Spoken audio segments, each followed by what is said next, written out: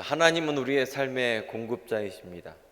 하나님은 우리의 삶의 능력의 주인이십니다. 하나님은 모든 소망의 공급자이십니다. 우리는 지난 시간에 공급자 되시는 하나님에 대해서 함께 말씀을 나눴습니다.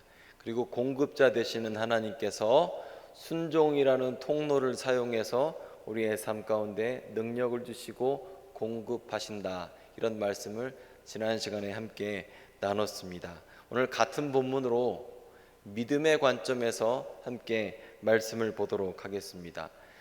전쟁을 할 때에는요, 중요한 것 중에 하나가 무기입니다.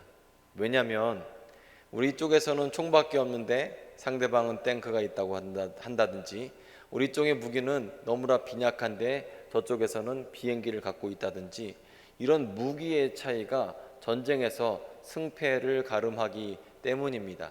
그래서 무기는 어떤 무기를 가졌는지는 참 중요합니다. 그리고 인생에서도 마찬가지로 우리가 인생에서 어떤 무기를 가지고 있는지 중요합니다. 나의 강점이 무엇인가, 나의 약점이 무엇인가, 내가 잘하는 것이 무엇인가, 내가 못하는 것이 무엇인가 아는 것이 중요합니다. 나는 어떤 자격증을 무기 삼고 있는가, 나는 어떤 학교를 졸업했는가, 나는 어떤 외국어를 할 줄 아는가, 어떤 기능이 있는가, 기술이 있는가는 참 중요합니다. 왜냐하면 그것 때문에 우리는 직장에 취직할 수도 있고 승부를 볼 수도 있기도 하고, 때로는 그것이 없어서 일이 안 되기도 하기 때문입니다. 그래서 내 장점, 내 무기가 무엇인지 아는 것은 매우 중요합니다. 마찬가지로 영적인 싸움을 할 때에도 우리에게는 무기가 중요합니다. 나는 어떤 무기를 갖고 있느냐, 그리고 어떤 무기로 싸우냐, 이것은 정말 중요합니다. 제가 예전에는 이 영적인 싸움에 대해서 잘 몰랐습니다. 그래서 마음을 지키는 게 뭐가 그렇게 중요한가, 소망을 지키는 게 뭐가 그렇게 중요할까, 믿음 지키는 게 뭐가 그렇게 중요할까 생각을 했었습니다. 진짜 중요한 건 내 학점 관리가 중요하고, 진짜 중요한 건 내 통장 관리가 중요하고, 진짜 중요한 건 내 건강이 중요하고, 내가 중요하게 생각하는 그 점수가 중요하지, 내 재산이 중요하지, 부동산이 중요하지, 아니 그런 마음 지키는 거, 소망 지키는 거, 믿음 지키는 게 뭐가 그렇게 중요해? 라고 생각을 했었습니다. 다 제 얘기입니다. 그런데 생각해 보니까 그게 아니더라고요. 왜냐하면 마음을 지키는 것은 생명을 지키는 것과 같고, 소망을 지키는 것은 미래를 지키는 것과 같습니다. 어떤 사람이 만약에 아무런 꿈이 없다고 하면 그 사람은 아마 쾌락주의에 빠지거나 아니면 현실에서 만족하려는 행위를 할 겁니다. 하지만 누군가 꿈이 있고 소망이 있다고 한다면 지금은 아무것도 없을지 모르지만 현재의 장애물과 현재에 있는 어려움을 극복할 만한 능력이 그 소망 안에, 꿈 안에 있기 때문에 꿈이 있는 것은 너무 중요하죠. 마찬가지로 믿음도 마찬가지입니다. 믿음이 너무 중요합니다. 왜냐하면 믿음 가운데 하나님의 능력이 부어지기 때문입니다. 자, 그래서 물질적으로 보이는 것을 지키는 것만큼이나 보이지 않는 세계, 우리의 믿음을 지키는 것, 우리의 소망을 지키는 것, 마음을 지키는 것은 매우 중요합니다. 오늘 말씀 가운데 보면 엘리사의 제자가 등장하게 됩니다. 근데 이 사람은 죽었습니다. 그리고 집이 굉장히 어려워졌죠. 왜냐하면 돈을 빌려왔는데 가장이 죽으니까 돈을 갚을 수가 없는 거예요. 그래서 빚쟁이들이 와서 무엇이 있느냐 보니까 아무것도 없습니다. 그러자 빚을 갚아라, 갚지 못할 바에야 당신 아들 둘을 노예로 팔겠다, 이렇게 얘기를 합니다. 얼마나 안타깝습니까? 사실 이 빚을 갚지 못해서 노예로 팔리는 것은 로마 시대에도 유대 시대에도 고대 근동에서 흔히 있던 관습이었습니다. 돈이 정 없을 경우에는 노예로 팔게 됩니다. 미국 같은 경우는 그래서 흑인 노예만 있었던 것은 아닙니다. 백인 노예도 있었습니다. 백인 노예들은 왜 노예가 되냐면 빚 때문에 노예가 된 거예요. 백인이지만 노예가 되기도 했습니다. 마찬가지로 여기서 이런 절망적인 이야기를 들은 이 여인은 너무나 힘든 나머지 엘리사 선지자를 찾아갔습니다. 그리고 이렇게 얘기를 하죠. 선생님, 우리 남편이 얼마나 당신을 위해서 열심히 했는지, 하나님을 위해서 얼마나 섬겼는지 아십니다. 그런데 지금 이런 상황 가운데에서 우리 두 아들이 노예로 팔리게 생겼습니다. 어떻게 해야 할까요? 그러자 엘리사 선지자는 이렇게 얘기를 합니다. 너희 집에 있는 게 무엇이니? 그러자 우리 집에는 기름 한 그릇밖에 없습니다. 그러자 엘리사 선지자는 이렇게 얘기를 합니다. 너는 지금 가서 그릇을 준비하되 이웃에게 빌려서 많이 준비해라. 이렇게 명령을 했습니다. 지금 이 여인은 명령을 받았는데 그릇을 준비하되 많이 준비해야 됩니다. 그러면 여기서 많이는 얼만큼일까요? 얼만큼이 많은 그릇일까요? 이 여인에게 많은 그릇은 30개가 많은 그릇일까요? 50개가 많은 그릇일까요? 도대체 몇 개나 준비해야 많이 그릇을 준비한 걸까요? 여기서 이 많이라는 말에 참 헷갈리게 되죠. 근데 제가 곰곰이 생각해 보니까 여기서 이 여인이 그릇을 빌리되 많이 준비하는 것은 아마도 엘리사의 말을 신뢰하는 만큼 준비할 겁니다. 엘리사의 말을 믿는 만큼 그릇을 준비할 겁니다. 그리고 더 넘어서 엘리사 뒤에서 역사하시는 하나님의 크기만큼, 하나님의 능력의 크기만큼 그릇을 준비할 겁니다. 왜냐하면 신뢰가 없으면 그릇을 조금 준비할 거거든요. 아니 많이 준비하더라도 30개가 많다고 생각하겠죠. 20개가 많다고 생각하겠죠.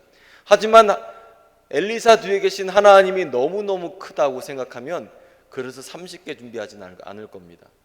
3,000개도 준비할 수 있죠. 최대한 많이 준비할 겁니다. 왜냐하면 그 믿음의 크기는 곧 하나님의 크기와 같기 때문에 그렇습니다.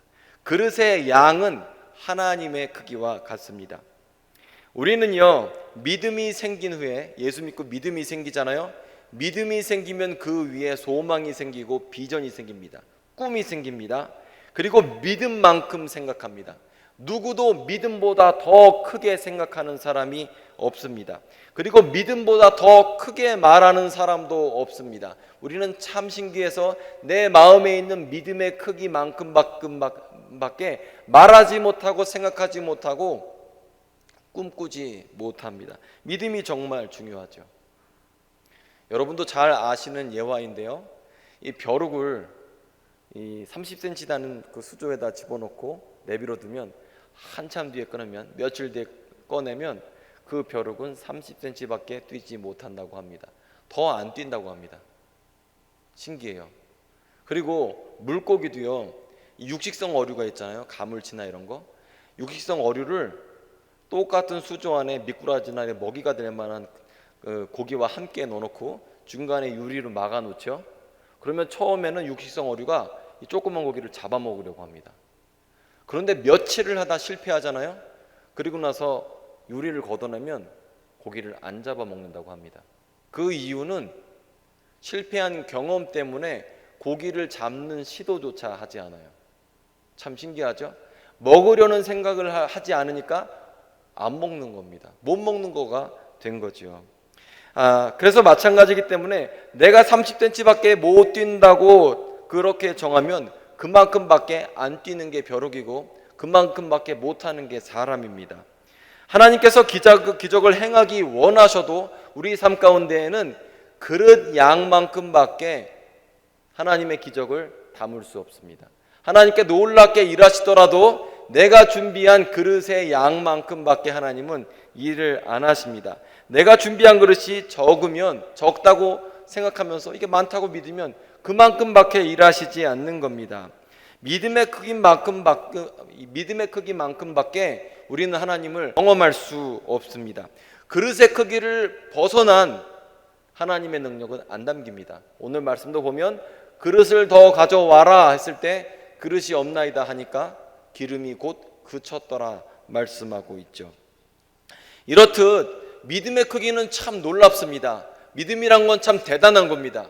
정말 믿음의 중요성에 대해서는 아무리 강조해도 지나치지 않습니다. 그래서 우리 안에 있는 그 믿음의 능력이 놀라운 걸 알기 때문에 마귀가 우리를 공격할 때, 또 어둠이 우리를 공격할 때 보면은 여러분의 능력을 공격하지 않아요. 여러분 요거밖에 못해, 난 이거밖에 못해, 이렇게 공격하지 않습니다. 하나님의 능력은 이것밖에 안 돼 라고 공격하지 않아요. 마귀는 어떻게 우리를 공격하냐면 여러분의 믿음을 공격합니다. 그래서 내 안에 있는 믿음의 그릇이 없어지거나 내 안에 있는 믿음의 그릇이 너무나 작아서, 그 의미는, 이 작다는 건 무슨 뜻이에요? 하나님도 이만큼 작은 겁니다. 내가 가진 하나님은 요만큼밖에 못 채우시는 분이에요. 그렇게 마귀는 우리에게 믿음을 공격하죠.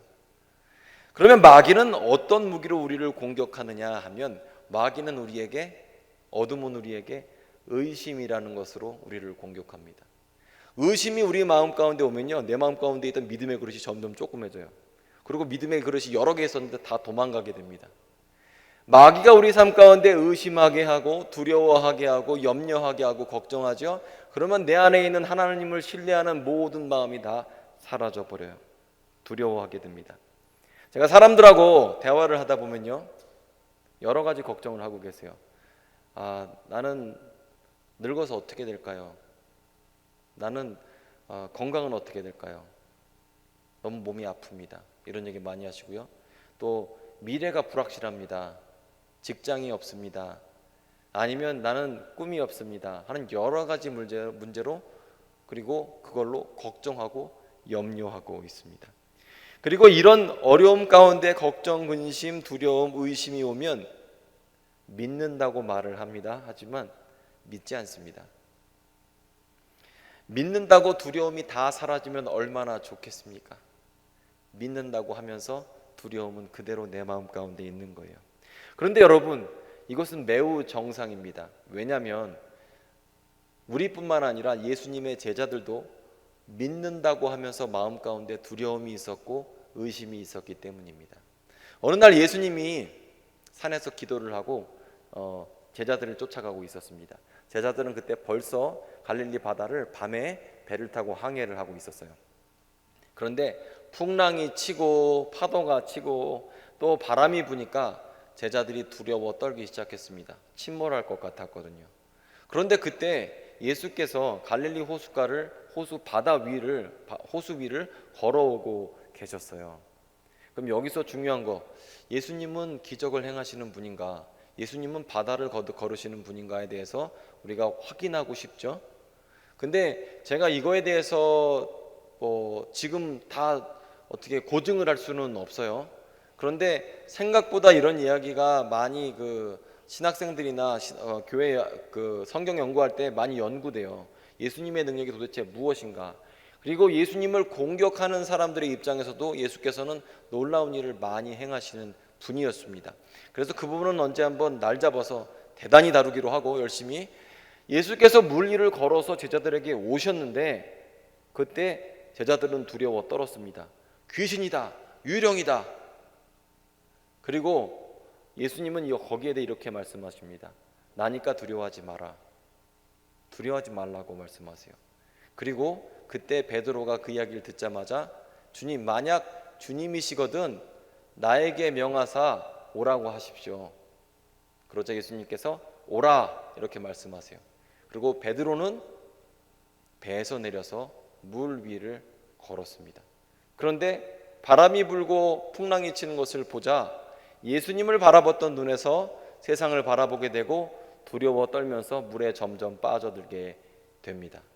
즉 베드로는 원래 믿음이 있었는데 그 마음에 동시에 의심도 같이 있었던 거죠.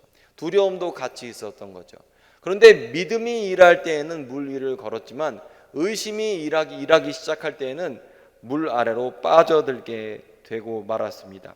그래서 믿음은 하나님이 일하시게 하지만 의심은 마귀가 일하는 토대가 되는 것입니다. 그래서 우리가 믿음을 지키는 것은 결코 쉽지가 않습니다. 우리가 세상 가운데 살아갈 때에도 마음속에 의심과 두려움이 끊임없이 찾아오고, 그리고 그 가운데에서 우리가 싸우는 것을 영적 싸움이다라고 말을 하죠. 우리가 기도를 막 하거든요. 저도 병자 위에서도 기도를 하고 그런데 병자 위에서 기도하면서 기도받은 사람이 내가 믿겠습니다, 말씀 가운데 믿겠습니다 라고 고백을 합니다. 그런데 동시에 또 조금 있다가는 안 믿어져요 이렇게 말을 합니다. 근데 두 가지 고백이 둘 다 진실된 고백이죠. 믿겠습니다라는 고백도 진실이고 안 믿어져요 하는 것도 진실된 고백입니다. 우리의 마음에는 믿음과 의심이 동시에 존재하기 때문입니다. 끊임없이 믿음과 의심이 섞여 싸워서 투쟁을 하는 게 우리의 마음입니다. 이것이 제 마음뿐만 아니라 여러분의 마음속도 똑같은 겁니다. 그래서 믿음을 지킨다는 건 쉽지 않습니다. 전쟁할 때 쉽겠어요? 전쟁할 때 버튼 이렇게 누르고 있으면서 전쟁하면 얼마나 좋겠습니까? 전쟁할 때 나가면 뒹굴러야 되고 쏴야 되고 맞기도 하고 쏘기도 하고 누군가 죽기도 하고 그런 싸움이 전쟁 아닙니까? 마찬가지로 우리가 싸울 때에도 마귀에게 맞기도 하고 때리기도 하고 하면서 그렇게 싸우는 거죠. 믿음이 있다가도 없어지기도 하고 믿음이 있다가도 두렵기도 하는 게 우리 마음 상태입니다. 어떤 목사님이 저녁 때 부흥회 집회를 아주 멋지게 훌륭하게 잘 마무리하시고 배가 너무 고프셨어요. 그런데 음식점을 가니까 어떻게 음식점 안에 1시간 이상 기다려야 되는 상황이 된 겁니다. 그러니까 기다리기는 싫고 그래서 그냥 밥 안 먹고 집으로 숙소로 들어가야겠다 하고 숙소로 가셨대요. 그리고 배가 고프면 짜증이 나지 않아요? 저는 배고프면 화나거든요. 근데 배가 고픈데 막 밥을 먹을 게 없고 그러니까 화가 난 상태였어요. 짜증이 난 상태였어요. 그런데 누군가 그 집회한 교회에서 전화가 왔습니다. 근데 그 집회 때 목사님이 비전을 선포하시고 소망에 대해서 얘기하고 막 그랬거든요. 근데 그 사람하고 통화를 하면서 되긴 뭐가 되냐 그러면서 막 너네는 이 모양밖에 안 된다 그러면서 막 저주를 막 퍼본 거예요. 조그만 것까지 된다고 설교해놓고. 그러고 나서 이 목사님 배가 고픈 상태로 아침에 일어났는데 얼마나 후회가 되는지 모른다고. 자기가 그렇게 믿음으로 선포해놓고 믿음을 다 허물어 버린 거예요. 우리가 원래 그래요. 내가 믿겠다고 믿어진다라고 선포해놓고 조금 있다가 내 감정에 따라서 순식간에 되겠냐 안 된다 이렇게 얘기를 하죠. 저도 똑같았습니다. 이번 주에도 저도 소망으로 믿음으로 막 선포해놓고요. 우리 와이프랑 잠깐 말다툼하면서 뭐가 되냐 이러면서 저도 똑같았습니다. 그리고 다음날 와이프한테 카톡으로 보내서 미안하다고, 어제 한 말은 하나도 마음에 담지 마라. 그리고 저 예배당에 앞에 앉아갖고서 통회 자복하고 주님 잘못했습니다. 그리고 저도 그래요. 우리는 믿음하고 의심과 두려움이 공존합니다. 우리 안에 그런 싸움을 끊임없이 싸우는 거예요. 그러면 우리가 어떻게 하면 의심하지 않고 믿음이라는 무기를 가질 수가 있을까요? 어떻게 하면 하나님이 능력으로 내 삶에 잘 일하실 수 있게끔 큰 믿음의 그릇을 준비할까요? 자, 여기서 오늘 말씀 가운데에서 아주 키포인트 중에 하나가요. 여기서 중요한 점은 그릇을 준비하는데 내 그릇을 준비하는 게 아니었다는 게 참 중요합니다. 이 여인을 보십시오. 예수님이 어떻게 명령하고 있는지. 이 여인에게 뭐라고 명령하냐면 너 그릇을 준비하되 니네 집에서 준비해. 이게 아닙니다. 빌려와라. 즉 그릇을 준비할 때 이 여인의 집에 있는 그릇은 너무나 작고 보잘것이 없어요. 쓸 수 있는 게 없어요. 다른 집에서 빌려오라는 거예요. 믿음도 마찬가지입니다. 믿음도 내 안에는 보잘것이 없어요. 여러분 삶 가운데 갖고 있는 능력으로 만약에 믿음을 준비한다 그러면 정말 보잘것 없을 겁니다. 여러분 학교나 내 능력이나 미모나 가진 거나 부모나 지연, 학연, 혈연 다 동원해 보십시오. 그 안에서 어떤 믿음이 존재할 수 있는지 쉽지 않습니다. 우리는요 원래 믿을 때에 내 안에서 믿어지지 않았어요. 믿음은 들음에서 나고 들음은 예수 그리스도의 말씀으로 말미암는다고 말씀하셨어요. 성경에 기록되어 있습니다. 그래서 애초부터 우리가 예수를 믿을 때의 그 믿음은 그리스도의 말씀, 예수 그리스도의 말씀 때문에 우리가 믿음을 받은 거예요. 내 안에 없었던 믿음이 들어오게 된 겁니다. 마찬가지로 내가 믿음을 준비할 때에는 내 안에서는 믿음이 없습니다. 내 안에서는 믿음의 그릇이 없어요. 내 안에서는 하나님의 능력을 담을 만한 내 안에서는 하나님의 능력을 담을 만한 것이 없습니다. 하지만 우리는 그렇기 때문에 믿음을 빌려와야 하죠. 그러면 어디서 빌려올까요? 그런데 우리가 빌릴 곳은 단 하나, 하나님 말씀에서 우리는 믿음의 그릇을 빌려올 수 있습니다. 먼저 우리가 믿음을 가지려면요, 하나님 말씀을 신뢰하고 믿어야 돼요. 하나님 말씀은 능력이 있습니다. 우리가 믿음을 얻기 위해서는요, 그 하나님 말씀 가운데에서 있는 그 믿음의 그릇을 가져오지 않으면 그게 안 돼요. 여러분 말씀 묵상하면서, 아니면 여러분 보고 기도하라고 하면, 여러분 기도 다 같이 기도하겠습니다 그러면 여러분 5분 이상 기도할 게 없을걸요. 한 5분 기도하면 미션 다 떨어져 갖고 할 말이 없어. 여러분뿐만 아니라 대부분 다 5분 기도하면 할 말이 없습니다. 더 할 말도 없어. 근데 그리고 나서 기도를 하다 보면요, 무슨 생각이 드냐면 의심하기 시작합니다. 내가 뭐 하나님 이거 해주십시오라고 기도했다가 계속 딴 생각 나면서, 아유 그게 될까? 하나님 합격하게 해주세요, 능력 주세요 이러놓고 해서 아유 내 실력에 무슨, 이러면서 자기 비하를 하고 내 마음에 속이는 자가 들어와서 말하는 것에도 불구하고 그냥 분별하지 못하고 넘어가 버려요. 내가 기도하는 것, 해놓은 것에 대해서 스스로 부정하는 일을 기도 시간에 우리가 하는 게 우리입니다. 하지만 내 마음 가운데에서 내 안에 있는 걸로 기도하는 것이 아니라 하나님의 말씀을 붙잡고 와서 기도라면 그렇지가 않아요. 이번 주에 제가 기도를 하면서 붙잡은 말씀입니다. 에베소서 3장 20절 말씀인데요, 우리 가운데 역사하시는 능력대로, 너무 좋았어요 이게. 우리 가운데 역사하시는 능력대로, 여긴 더 좋아요. 우리가 구하거나 생각하는 모든 것에 더 넘치도록 능히 하시리. 우리가 구하거나 생각하는 것, 그것보다 더 능히 하실 리가 우리 하나님이시래요. 기도하면서 하나님 이거 해주세요 그래 놓고 나서도 아유 하나님 이거 해주실까? 아유 될까? 이렇게 의심하는데 에베소서 말씀에서 뭐라고 그래요? 내가 구하거나 생각하는 것보다 더 능히 넘치게 하시는 분이 우리 하나님이시라는 거예요. 이거 말씀을 읽는데 막 눈이 막 밝아지면서 기도할 때 의심이 사라졌어요 제가. 그리고 맞아, 우리 하나님은 내가 구하거나 생각하는 것보다 더 능히 하시는 분이야 라고 하니까 내가 기도하면서도 능력 있게 기도할 수 있었어요. 왜냐하면 저는 믿음의 그릇을 말씀에서 빌려왔기 때문에 그래요. 그리고 그 그릇 가운데 하나님께서 능력을 부어 주셨어요. 우리가 기도할 때 항상 그렇습니다. 내가 몸이 연약해요, 힘들어요. 그런데 기도할 때 낫게 해주세요, 그것도 의미가 있지만 말씀을 의지해서 저가 채찍에 맞음으로 우리가 나음을 입었다, 그 말씀을 붙잡으면 맞아, 주님께서 이미 십자가에서 맞으시고 나는 지금 이미 나음을 받았지, 나는 예수께서 이미 치유를 하셨지, 2000년 전에 나는 이미 구원을 받았지, 나는 하나님의 말씀 가운데 확신을 얻게 돼요.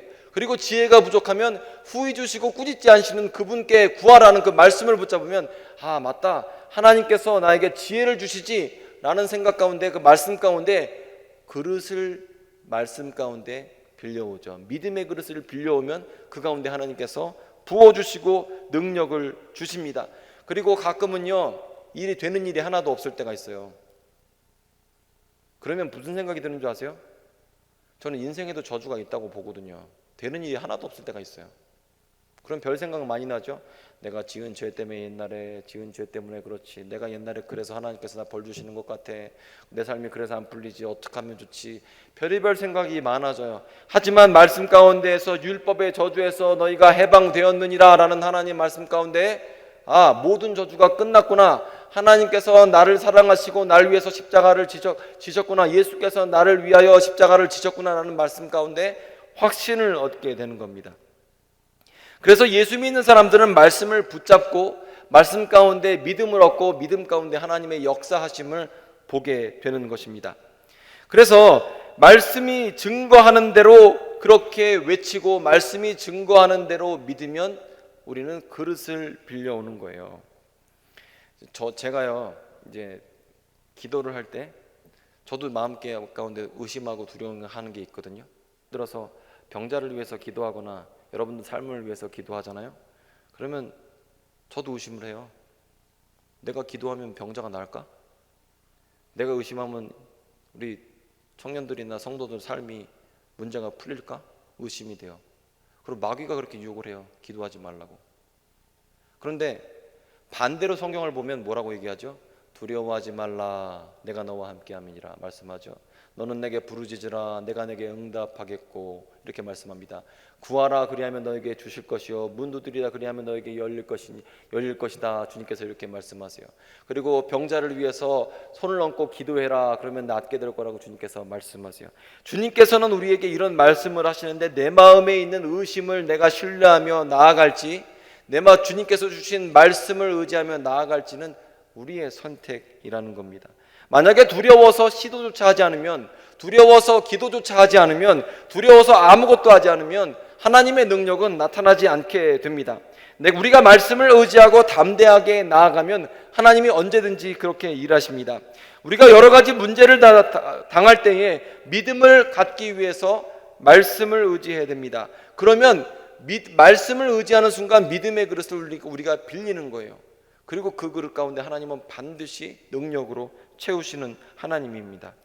여러분, 이 여인은 그릇을 빌리면서 의심하지 않았을까요? 저는 의심 많이 했을 것 같거든요. 의심했을 거예요. 일이 될까? 하지만 자기의 의심을 의지하는 것이 아니라 엘리사가 한 말, 엘리사 뒤에 계시는 하나님을 신뢰하기 때문에 그릇을 빌리되 많이 빌리고 믿음의 분량대로 더 많이 구하는 겁니다. 그러면 그럴 때 하나님의 능력이 우리 가운데 입혀지게 됩니다. 자, 그리고 하나만 더 하고 오늘 말씀 마무리하겠습니다. 말씀을 의지할 때에 의심과 두려움에 대해서 우리가 선포를 해야 합니다. 우리가 어려움을 만날 때 입술의 고백이 참 중요하거든요. 하나님은요, 우리가 입술로 선포할 때 그것을 들으십니다. 그리고 그 입술의 고백대로 응답하시는 분이에요. 여러분께서 만약에 그릇을 빌리러 간다 그러면 분명히 표현해야 되죠. 내가 그릇이 필요하고 그 다음에 내가 이 그릇이 어디다 쓸 건지 언제 반납할 건지 명확하게 이야기를 해야 됩니다. 적극적으로 표현하고 그리고 이렇게 확실해야 무엇인가를 빌릴 수가 있습니다. 확실하게 선포해야 한다는 거죠. 여러분께서 말싸움을 누군가 싸움을 하거나 아니면 논쟁에 붙거나 할 때 중요한 게 뭔지 아세요? 어떤 사람은 싸움이 졌어도 입만 살아있는 경우가 있어요. 그러면 주둥이가 살았다 그러면서 막 우리가 뭐라고 하잖아요.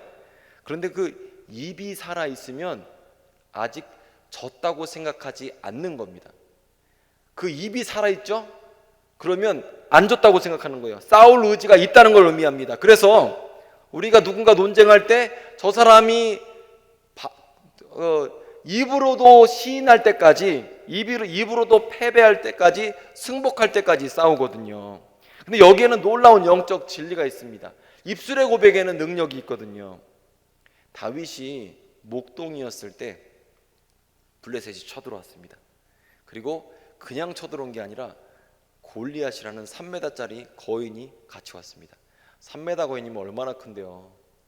그 무시무시한 사람이 온몸에 갑옷을 두르고 왔습니다. 그리고 여기서 이렇게 얘기를 해요. 나에게 대항할 사람들은 나오라.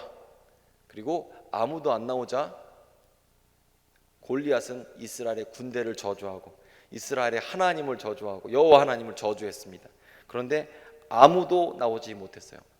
골리앗 앞에서 이스라엘 백성은 말싸움에서도 졌습니다. 입술로도 졌습니다. 벌벌 떨기만 했습니다. 말싸움할 용기조차 내지 못했습니다. 그런데 그때 소년이었던 다윗이 담대하게 나가서 싸우려고 하자 골리앗이 여기서 또 말싸움을 먼저 합니다. 그리고 뭐라고 얘기하죠? 내가 나를 개로 여기고 막대기를 갖고 왔느냐 이렇게 얘기합니다. 내가 내 살을 공중의 새와 들짐승에게 주겠다 이렇게 말싸움을 겁니다. 그러자 사무엘상 17장 45절 말씀 이해한데 제가 읽도록 하겠습니다. 다윗이 블레셋 사람에게 이르되 너는 칼과 단창으로 내게 나아오거니와 나는 만군의 여호와의 이름 곧 내가 모욕하는 이스라엘 군대의 하나님의 이름으로 내게 나아가노라. 오늘 여호와께서 너를 내 손에 넘기시리니 내가 너를 쳐서 내 목을 베고 이스라엘 군대의 오늘 공중의 새와 땅의 들짐승에게 주어 온 땅으로 이스라엘에 하나님이 계신 줄 알게 하겠고 또 여호와의 구원하심이 칼과 창이 있지 아니함을 이 무리에게 알게 하리라. 전쟁은 여호와께 속하였은즉 그가 너희를 우리 손에 넘기시리라. 아멘. 자, 보십시오. 다윗은 골리앗하고 싸울 때에 먼저 말싸움으로도 지지 않았습니다. 이게 참 중요해요. 내가 세상 가운데 싸울 때 말싸움으로도 지면 안 됩니다. 입으로도 지면 안 됩니다. 입술이 패배하면 싸움 본 게임 볼 필요도 없습니다. 그냥 끝난 겁니다. 입술이 너무 중요해요. 말싸움 지면 안 됩니다. 교회 내에서 말싸움 좀 져도 괜찮아요. 그런데 마귀하고 싸울 때 말싸움에서 지면 안 됩니다. 입술이 패배하면 기가 죽어요. 그러면 패배하는 겁니다. 이미 진 거예요. 여러분이 의심하고 싸울 때, 불안과 싸울 때, 공포와 싸울 때에 여러분은 입술의 고백이 담대해야 됩니다. 여러분이 만약에 의심하고 싸우고 있을 때에 이미 입술로 패배했다면 안 될 거야. 힘들어. 응답이 되겠냐라고 한다고 하면 이미 응답은 없습니다. 끝난 겁니다. 우리가 입술로 먼저 승리해야 되는 거죠. 선포해야 하는 거죠. 기도할 때는 주님 믿습니다. 될 줄 믿습니다. 감사합니다. 벌써 된 줄 압니다. 이러고 나서 조금 있다 나가서는 아이고 나는 못한다. 없다. 되는 게 없다. 어차피 안 된다. 시도도 할 필요도 없다. 이렇게 하면 이미 마귀에게, 어둠에게, 내 삶의 장애물에게 입술로도 진 겁니다. 말싸움으로도 진 겁니다. 그러면 이길 수 없습니다. 여러분, 우리가 일본하고 축구할 때 그런 말 하잖아요. 일본하고는 가위바위보도 지면 안 된다. 그런 얘기 하잖아요. 축구뿐만 아니라 일본하고는 가위바위보도 지면 안 된다라고 하는데, 마귀하고 말싸움은 이것과 같습니다. 마귀하고는요, 가위바위보도 지면 안 됩니다. 그리고 여러분 마음을 한번 보세요. 제가 마귀라는 표현이 여러분한테 거북할 수 있을지 모르지만 여러분 마음 가운데 누가 틈타고 들어오는지, 누가 의심하게 하는지, 누가 여러분 가운데 불안을 주는지 한번 생각해 보세요. 내가 원하지 않게 내 안에서 패배 언어가 나오고, 내가 원하지 않게 이런 이미 안 된다고 생각하고 불안하고 염려하는 게 왜 나오는지 한번 생각해 보십시오. 영적으로 민감해야 합니다. 언어로서 지면 본 게임도 진 것과 같습니다.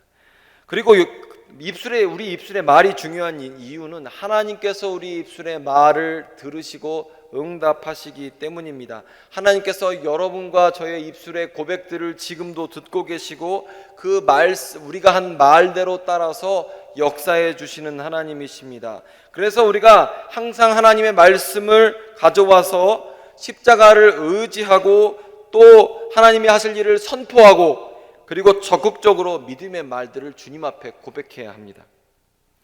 우리가 예수 그리스도로 말미암아 십자가를 통해서 용서와 하나님의 의로움을 얻었잖아요. 그렇게 시인해야 돼요. 나는 거룩한 성령으로 말미암아 충만하다고 입으로 시인해야 돼요. 주장해야 돼요. 그러면 그때 하나님께서 우리 가운데 성결의 영을 주시고 성령 충만하게 하세요. 그리고 또한 나는 복받은 사람이다. 하나님께서 나를 형통케 하신다. 오늘 놀라운 일이 생길 것이다. 하나님은 내 기도에 응답하신다라고 입술로 고백해야 합니다. 왜냐하면 그 말을 마귀도 듣고 하나님도 들으시기 때문에 그렇습니다. 예수 그리스도를 구주로 영접하는 사람의 이 말은 절대로 음성으로 끝나지 않아요. 왜냐하면 우리는 하나님의 자녀이기 때문에 그래요. 예수 그리스도로 말미암아 우리는 하나님과 화해하고 하나님의 자녀가 되었습니다. 저는요, 우리 딸내미들이 멀리 떨어져도 우리 딸내미들이 하는 말이 잘 들립니다. 그런데 다른 애들이 말하는 소리는 잘 안 들려요. 신기하게 내 새끼 소리는 잘 들리게 되어 있습니다. 여러분이 어디 있다가도 여러분이 무슨 말을 하면 여러분 엄마나 아버지가 잘 들으실 겁니다. 잘 듣게끔 되어 있어요. 왜냐하면 자녀이기 때문에 그래요. 우리는 예수 그리스도로 말미암아 하나님의 자녀가 되었어요. 자녀의 신음소리도 하나님은 들으십니다. 그리고 우리가 고백하는 대로 주님은 응답하시는 하나님이십니다. 그래서 우리는 입술의 말에 능력이 있음을 알고 우리의 말부터 바꿔야 하는 겁니다. 말씀을 마무리하도록 하겠습니다. 인생을 살아갈 때 누구에게나 두려움이 있고요, 의심이 있습니다. 뿐만 아니라 믿는 우리 마음 가운데 하나님께서 주신 선물인 믿음이 있음에도 불구하고 의심과 두려움이 동시에 있습니다. 그리고 하나님께서 나를 사랑하실까라는 의심이 들고, 하나님께서 과연 응답하실까라는 의심이 듭니다. 그리고 과연 하나님께서 기도를 들으실까라는 생각과 또 의심과 두려움을 안고 삽니다. 하지만 우리는 하나님 말씀 가운데, 성경 가운데에 믿음의 그릇을 빌려오는 것을 통해서 하나님의 능력을 담아서 이길 수 있습니다. 뿐만 아니라 하나님께서 일하실 것을 믿음으로 먼저 고백하고 선포하는 것을 통하여서 하나님께서 우리 삶 가운데 역사하시는 것을 볼 수 있습니다. 우리가 하나님의 말씀을 신뢰하면 하나님께서 그렇게 일하십니다. 주님은 우리가 생각하거나 구하는 것보다 더 능히 하시는 분이 우리 하나님이십니다. 주님은 내가 구하면 응답하겠다고 말씀하시고 내가 부르짖으면 응답하겠다고 말씀하셨습니다. 그리고 저주가 끝났다라고 말씀을 하셨고 우리의 좋은 하늘 아버지라고 주님은 말씀해 주셨습니다. 그래서 우리가 할 것은 이 땅 가운데 살아갈 때에 믿음의 무기를 갖고 또 믿음의 그릇을 말씀 가운데 빌려서 하나님의 능력으로 이 땅 살아갈 때 승리하며 나아가야 할 것입니다. 여러분, 우리가 믿으면 하나님이 일하십니다. 여러분께서 믿고 하나님 말씀으로 준비되죠? 그러면 일하세요. 제가 지금 생각해보면 너무 안타까웠던 게 제가 너무나 현실주의자였거든요. 믿는다고 변하냐? 근데 믿는다고 변하더라고요. 근데 내가 안 믿었던 게 너무 안타까웠어요. 지금 생각해보면 제가 너무나 현실주의자고 너무나 계산적인 사람이어서 손에 잡히지 않는 건 아무것도 안 믿었거든요. 그런데 그렇지 않아요. 내가 믿고 믿음을 준비하면 하나님은 내 믿음의 그릇을 사용하셔서 놀랍게 일하세요. 그런데 믿음의 그릇이 너무나 작아서 하나님이 일하시지 못하다면 얼마나 안타깝습니까? 여러분, 말씀 가운데에서 믿음의 그릇을 빌려오세요. 성경을 읽어보면요, 하나님이 얼마나 좋은 분인지 나타나 있어요. 하나님을 신뢰하십시오. 승리하십시오.